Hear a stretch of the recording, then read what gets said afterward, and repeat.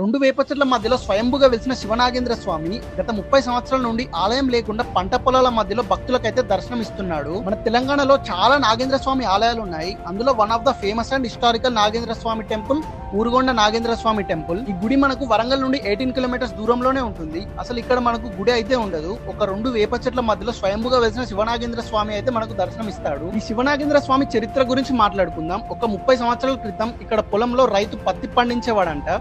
ఒక రోజు ఆ పత్తిని దొంగలు దొంగతనం చేయడానికి వచ్చినప్పుడు ఈ పొలం రైతుకు నాగేంద్ర స్వామి కలలో కనిపించి నీ పొలంలో దొంగలు పడ్డారని చెప్పారంట.